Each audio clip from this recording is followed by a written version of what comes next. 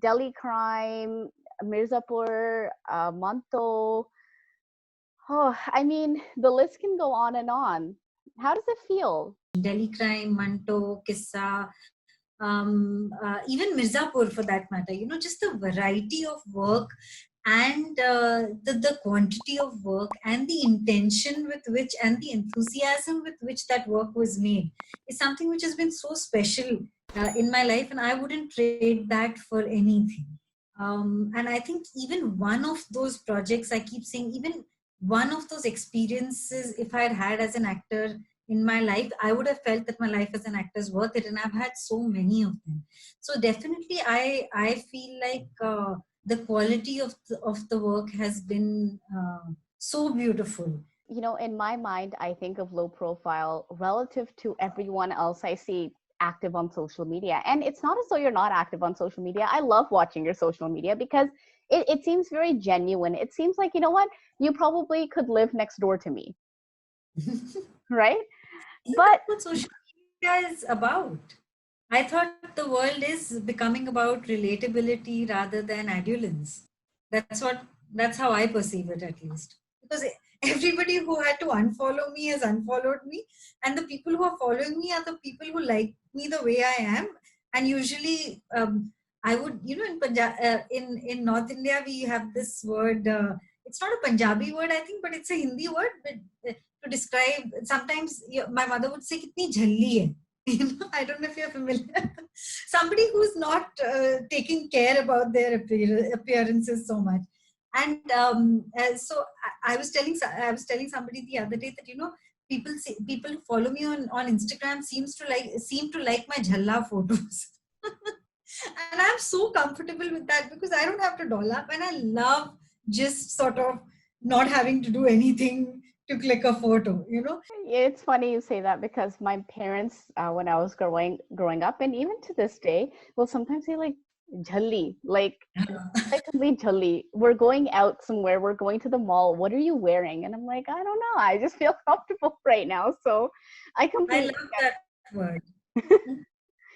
Rasika, I want to start off with talking to you about banana bread because you know what? I watched it and I kept my smile kept building, and then I just burst out laughing at the end. And it's interesting because I think that is as a viewer, had I not known that you'd shot that with your husband, I would have said, okay, yeah, yeah. I mean, it would be pretty easy to enact how awkward social interactions can be when you're trying to build a relationship in this era, in this current situation. But then I find out that it's your husband, and I'm like, how did you nail that awkwardness? It is cringeworthy kind of awkward, but in the most funny way. How did you do it? Um, awkward is not difficult to do on screen. I believe that it's one of those things which are easier for me to do as an actor. All actors have things that they find. Some people find a particular kind of things easy to do. Some don't. In my list of things that I find easy, I find awkward easy to do, and I believe that a lot of people do, but a lot of actors do. Um, be- Primarily because I've had way too much practice in that in my real life. I can be very awkward, and sometimes I'm just amazed at myself at how awkward I can be, and it almost makes me watch myself from the outside and laugh at myself at one level. I'm like, how did you manage that after knowing this person for so many years? So awkward is not very difficult. But I have to say that I felt that Mukul had a very Mukul, my husband. I thought he played his character so beautifully that I had a lot to play off, and I have not seen him like that in many roles. Just the body language and the way this person speaks, when he chooses to smile, when he chooses to get nervous, it was very endearing, and therefore it was fun to play off that energy, and I think that sort of built the awkwardness, and also it was obviously there in the script. And I recently saw on YouTube, there's a video that you made about a message to husbands during Oh, COVID-19. yeah. And I thought it was hilarious because you're like, you don't need to upload everything on social media. You're washing the dishes, you're doing jharu pocha. You don't need to upload everything to social media. Tell me a little bit about that project and how it came to be, because I think it was hilarious. I saw it last night and I was trying to wake my husband up to show him, and he wouldn't wake up. So I'm going to try to show him tonight and say to him, this is what you do. This is the kind of stuff you do. So tell me a little bit about what led to that project. It's amazing. I've been amazed at how how people have related to that video. I guess cleaning dishes and deciding and social media and division of labor for household chores has been one of the big things during lockdown for many middle class people. So I guess it's something which resonated with a lot of people. Kissa was one of those films that I watched, and it deeply moved me. It did something inside of me that I don't think many films have been able to do, I would say, in the past decade. And I think somewhere in some of the interviews that you've done, you've talked about Kissa and you've talked about being close to that film. What is it about that film that resonates with you or stays with you? It's very rare that you feel uh, so surely about something while you're in it. And Kissa was that. Besides the fact that it was a big part that I had got after a long period of having no work, um, I think the kind of environment that Anup Singh, the director of the film, created for every person working on that film is something that I have never found again. And I keep telling Anup that, he spoiled me for life because I'm like, I keep going out and trying to seek that same experience again and again. And I'm only disappointed and it never matches up. And so Anup, in his very Anup way, said, well,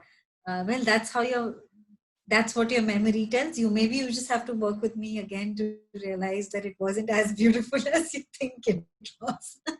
But I disagree with him because I sometimes check with my husband. I'm like, was I really this happy when I was shooting for Kissa, as happy as I remember I was?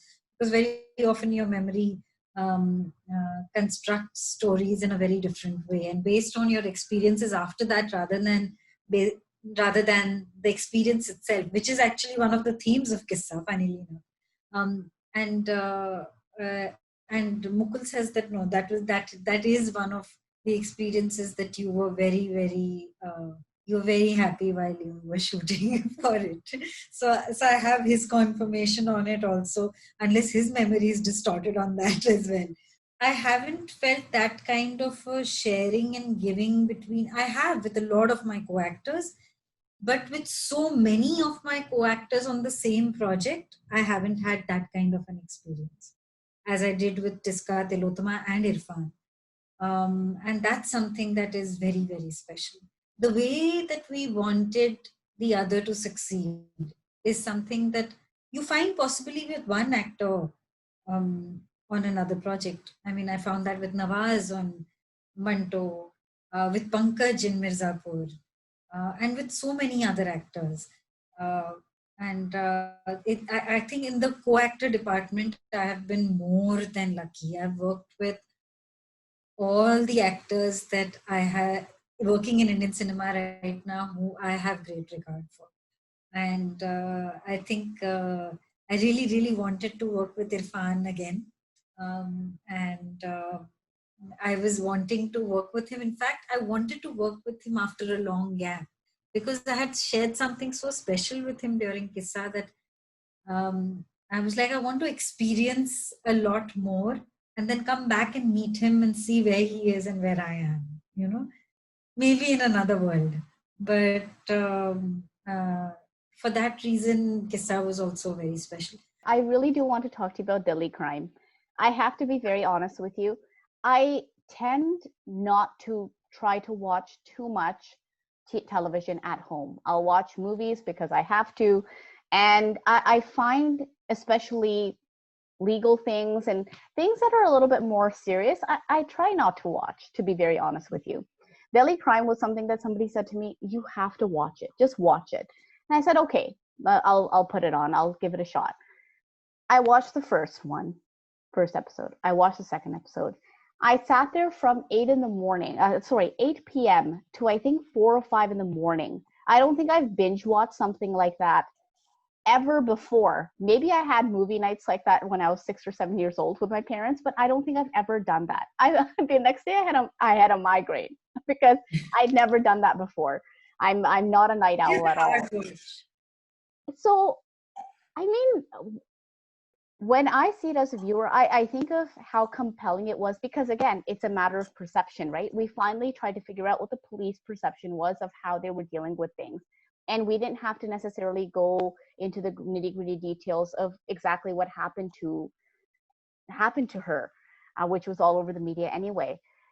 Was that what convinced you to do Delhi crime? Was it the police perception? Uh, was it the opportunity to just work on a fantastic series?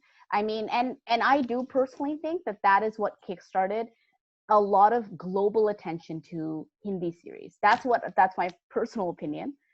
But what do you think worked for you as an actor for that series?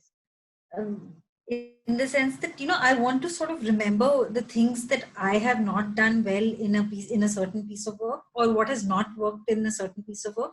So every time a conversation that comes up about a piece of work, I'm always like, oh, but this didn't work and that didn't work, because while we are promoting a show or a film, I feel very uncomfortable about the idea that we that we keep on talking about how everything was great.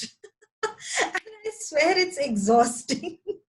And when you do that 35 times, you start believing it. You forget what is not working. And in order to remind myself, and at the risk of sounding like somebody who is too nitpicky about everything. So when I'm not doing a promotion, for example, and somebody praises a show that I've done, or uh, talks about something good, I always feel the need to also talk about something which didn't work, just so that I remember it. And we don't think that we've done the best thing in the world and there's no scope for improvement moving further. And also I feel that it's a healthy discussion to have. I want to see if the other person agrees with me or not.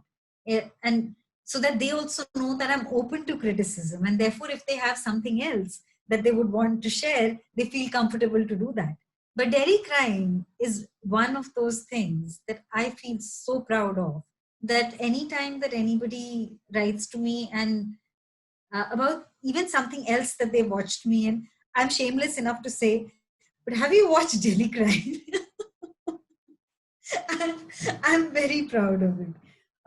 So it was, again, a bunch of reasons which made me want to do it. One was Richie.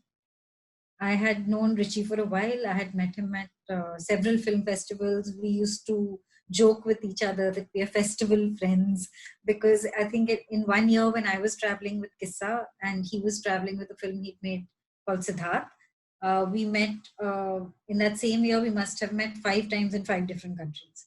So, and I always thought that he's very, very bright, and I wanted to work with him. Uh, and I read his script, and it was exactly what I had expected from somebody as bright as Richie. And otherwise, a show on the Nirbhaya rape case is something I might not have signed up for if I didn't trust the director 100%, and if the script was not so sensitively written. In spite of that, I did have a flicker of doubt. And that was only because I felt that should there be a show at all about this case? are we, by doing a show on this, at all exploiting this event? That was the only doubt I had fleetingly in the beginning. And besides that, I really wanted to do it for Richie, for the script. And also, I had felt that I wanted to engage with what happened in 2012 again, because I felt the guilt of having moved on too quickly. I felt the guilt of not having done enough during the agitation post the Nirbhaya rape case, and also after that. So I think Richie was very, like, somebody told me uh, that, every time Neeti Singh, the name of my character in the show, they like every time Neeti Singh took an auto, they said I would hold my heart because she's using public transport. Huh. And it was put into the script exactly for that reason, because if we had to follow police procedure exactly how it is, our research has shown us that um, a probationer officer who is an IPS officer, which is the first stage that she's in, would have a car. IPS officers are very well treated in the police force, and they're the top, they're the higher ranks, right? So, and in fact, the cop who I had shadowed for season 1, she was a probationer officer at that time when I was shadowing her, and she had a car at her disposal. She didn't have to take public transport, but it was put into the script very sensitively by Richie, in spite of, I mean, had taken the creative liberty to move away from research to bring in the idea of Neeti's vulnerability for whoever who would notice it. I really do want to thank you for such a beautiful conversation. I love hearing you speak, and you just seem very sorted and very content, which is quite nice, and it's refreshing. So thank you so much. I really do appreciate it. Thank you so much. I really enjoyed this conversation too.